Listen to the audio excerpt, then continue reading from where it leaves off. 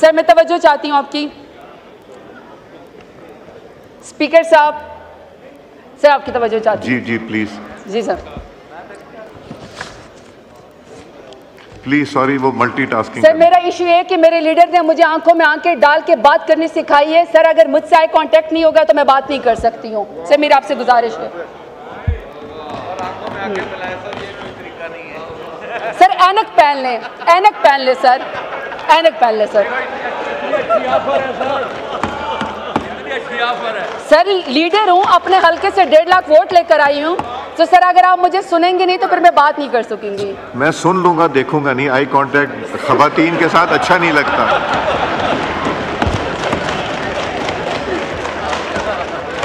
Sir 52% खवातीन को अगर आप इग्नोर करेंगे, अगर आप देखेंगे नहीं ना, तो सर फिर ऐसा ही होगा, सिलेक्टेड लोग ही यहाँ पे आएंगे। मैं किसी भी खातून की आंख में आंख डाल के नहीं देखता।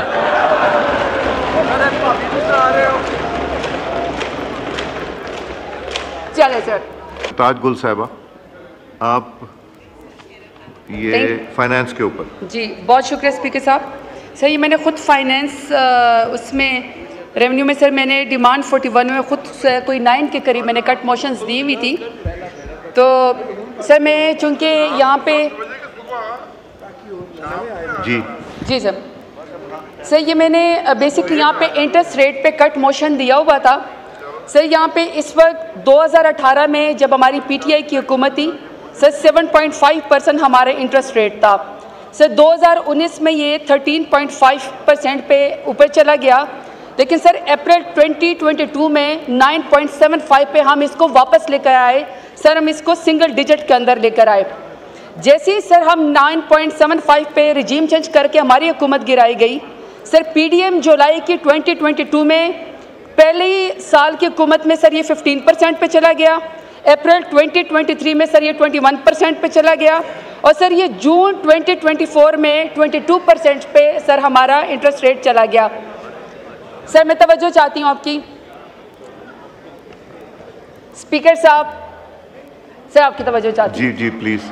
जी सर। सर अब ये जो इंटरेस्ट रेट है जो हम 9.75% पे छोड़ के गए थे, ये मौजूदा सर स्टेट बैंक का जिस वक्त फिक्स रेट है वो सर 22% पे जो है ये पीडीएम की हुकूमत ने इस वक्त पहुंचा दी है। अब सर जो बैंक के अपने चार्जेस हैं वो भी कोई कुछ परसेंट होते हैं।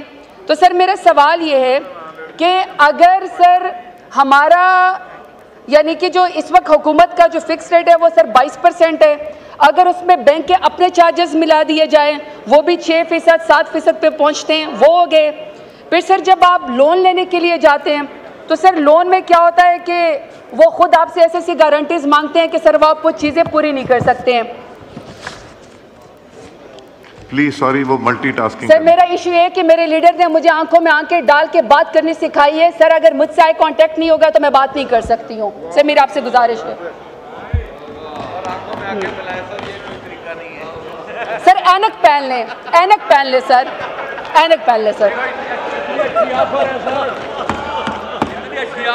सर लीडर हूँ, अपने हल्के से 1.5 लाख वोट लेकर आई हूँ। तो सर अगर आप मुझे सुनेंगे नहीं तो फिर मैं बात नहीं कर सकूंगी। मैं सुन लूंगा, देखूंगा नहीं। आई कांटेक्ट खवातीन के साथ अच्छा नहीं लगता।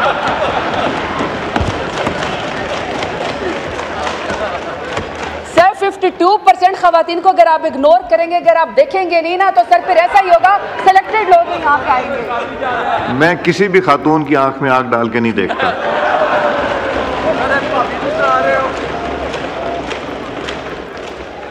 चले सर। अब सर मैंने सर पहली बात ये की थी कि सर 9.75 सिंगल डिजिट पे सर हम छोड़ के आए थे इंटरेस्ट रेट, मौजूदा सर 22% पे हो गया है।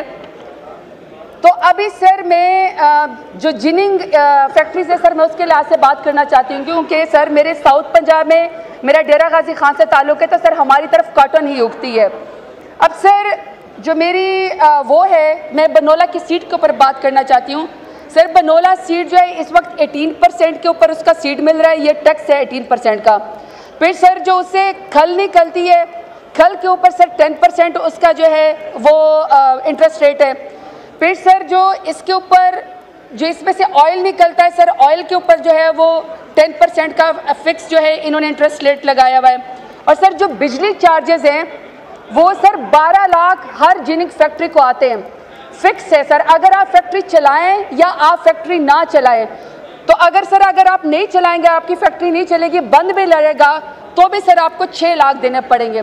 अब सर मैं सिर्फ इस चीज़ के ऊपर बात कर रही हूँ कि हमारे साउथ पंजाब में चूँकि कॉटन उगती हैं, हमारी सारी सराय की ख़वातीन सर जो पर्दा कर दिए घरों से नहीं निकलती हैं, लेकिन कॉटन एक वाहिद फसल है सर, वो सारी ख़वातीन बाहर आती है, वो इसकी कॉटन की चुनाई करती हैं और सर पूरा साल में उनकी जेब में उस वक्त इंडिपेंडेंटली पैसे आते हैं जब वो ख़वातीन जो है वो पैसे बना सकती हैं। अब सर जब ये जिनिंग फैक्ट्री बंद हो जाएंगी, जिसका मैंने आपको इंटरेस्ट रेट बता दिया है, अब सर PCGA जो है वो ये कहती है कि हम इस दफ़ा जो है वो कॉटन ख़रीदेंगे ही नहीं। अब सर जब वो कॉटन ख़रीदेंगे ही नहीं तो किसान के पास तो पैसे नहीं आएंगे, और वो जो हमारी ख़वातीन जो मैं आपको बता रही हूँ जो डेरा गाजी खान में साउथ पंजाब में कॉटन की चुनाई करती है, जो वो पहली दफ़ा फील करते हैं कि हम इंडिपेंडेंट हो गए हैं, सर ये एक तो ये वाला नुकसान हो गया कि ख़वातीन को सिर्फ बिस्क की लाइन में नहीं खड़ा करना कि आपने उनकी जेब में किसी तरीके से 10,000 या 12,000 डालने, सर उनको तो हमने लेबर फोर्स के अंदर भी लेकर आना है, हमने उनको जॉब्स भी देनी है।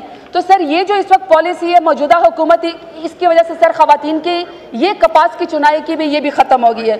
दूसरा सर कॉटन के रेशे से जो कपड़ा बनता है, टेक्सटाइल मिलें जो हैं, अब सर टेक्सटाइल मिलें बंद होने से या आपकी जो और जो है सर वो जॉब की एम्प्लॉयमेंट जो है वो ख़त्म हो जाएगी।